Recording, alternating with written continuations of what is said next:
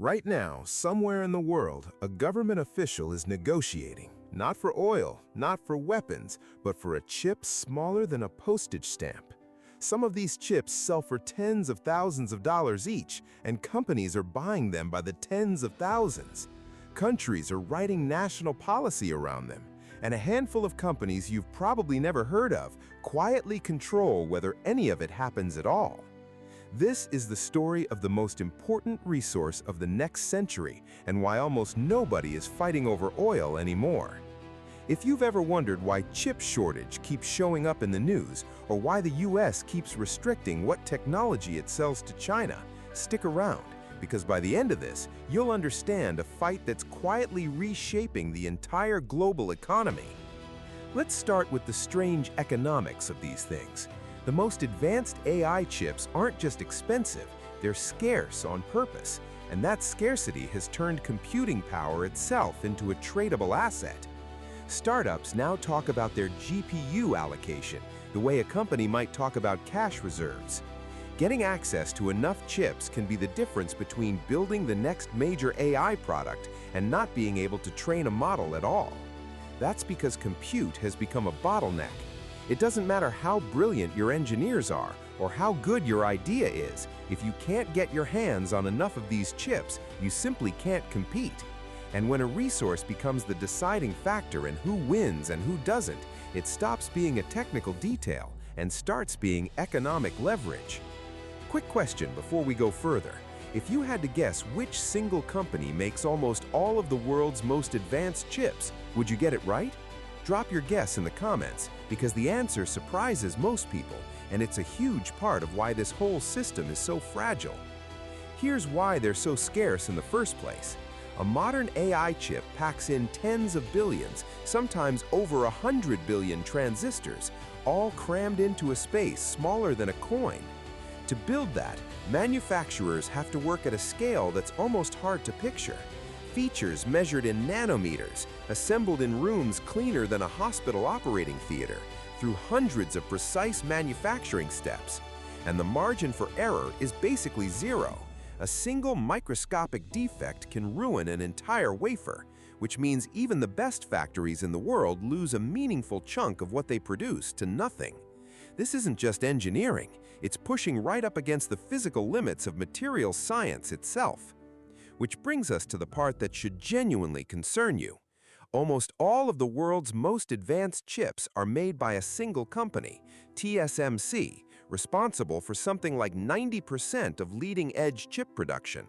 And TSMC operates almost entirely out of one place, Taiwan.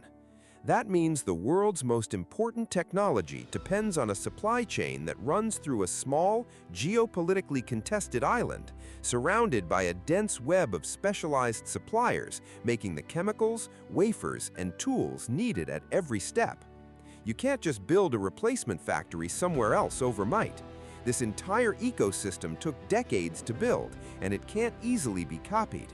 Which means something as ordinary as a power outage, a water shortage, or a shipping delay in one specific region can send shockwaves through the entire global tech industry.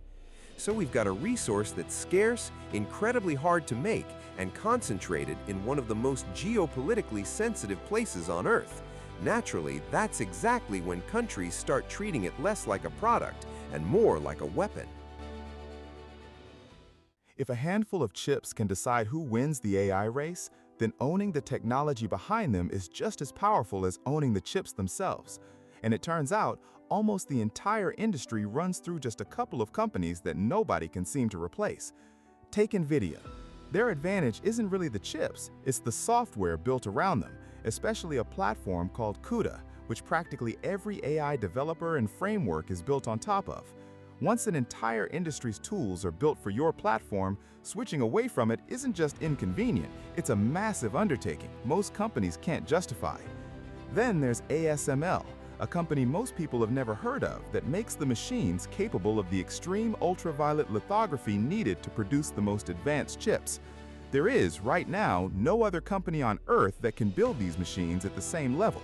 That single fact makes ASML arguably the most important company you don't know about, because without their machines, none of the rest of this happens. These aren't the kind of advantages you can out-invest your way past. Billions of dollars and years of effort still might not be enough to catch up. This is exactly why chips have become a geopolitical resource, the kind of strategic asset oil and steel used to be. Governments are now writing export restrictions, handing out massive subsidies, and reshaping alliances all around who gets access to this technology and who doesn't.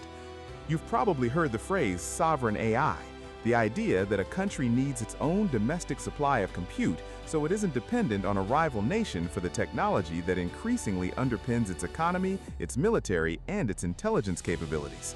Because once you consider that chips power everything from advanced weapon systems to surveillance networks to cyber capability, it becomes obvious why no government wants to be left without a seat at the table. If this is the first time you're realizing how much rides on a piece of silicone the size of your fingernail, hit like. It genuinely helps this reach more people who'd find this as wild as you probably just did. So why go through all this trouble? Because more compute doesn't just mean faster AI chatbots, it's the multiplier behind breakthroughs in robotics, fully automated factories, drug discovery, and scientific research that used to take decades. Better compute means better models, and better models mean faster progress across almost every field that matters.